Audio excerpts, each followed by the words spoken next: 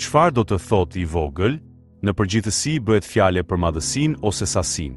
Megjithatë, kjo pyetje përfshin jo vetëm gjërat që janë të vogla në madhësi ose sasi, por edhe gjëra që janë aq të lehta për t'u marrë, saqë zakonisht nuk e njohim ekzistencën e tyre, ose nuk i konsiderojmë ato të rëndësishme, dhe kështu nuk ndihemi mirënjohës për to, ose nuk i shohim si të çmuara. Pra, cilat janë disa gjëra që janë kaq të vogla saqë ne zakonisht nuk i vlerësojmë ato? Mëngjesi që keni ngrënë këtë mëngjes, një shtrat i rehatshëm, ajri ose uji, toka ose mikroorganizmat, mund të jenë disa nga ato gjëra. Sa mirënjohës jemi për këto gjëra të vogla?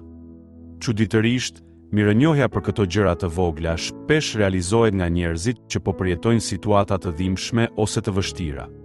Për shembull, ne zakonisht nuk e kuptojmë vlerën e ajrit, por kur ajri ndotet për shkak të zjarrit ose rrjedhjes së gazit toksik, kuptojmë se sa i vlefshëm është ajri. Gjithashtu, njerëzit që nuk e kanë kursyer ujin e kuptojnë vlerën e ujit, ku jetojnë në një zonë ku uji shpesh është i ndërprerë. Disa prej jush mund të kenë dëgjuar, apo edhe të kenë lexuar, librin Ditari i Ana Frank. Libri bazohet në një histori të vërtetë, ditari në një vajze të quajtur Ana, e cila kaloi 2 vjet të fshehura për t'i shpëtuar nazistëve. Një pjesë e këtij libri na lejon të meditojmë më thellë mbi temën e sotme. Në ditarin e Anës të shkruar më 23 korrik 1943, ajo regjistroi pyetje dhe përgjigje për ata me të cilët fshihej. Në përgjigje të pyetjes, çfarë doni të bëni kur të dilni përsëri jashtë një ditë?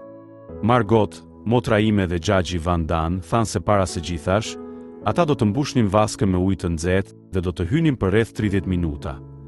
Zonja Van Dan tha se donte të hante tortë me krem. Mami donte të pinte një kafe të shijshme. Dhe Pietri tha se donte të shëtiste lirshëm dhe të shikonte filma.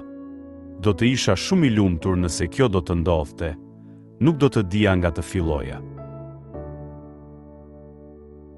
E thash më herët se bëhemi mirënjohës pasi kalojmë vështirësi, por nuk duhet të harrojmë se përkundrazi, mund të ankohemi edhe më shumë. Unë do të doja që ju të mendonit për fjalët që tham më sipër për të kuptuar pse mund të lindin 2 situata të tilla të kundërta.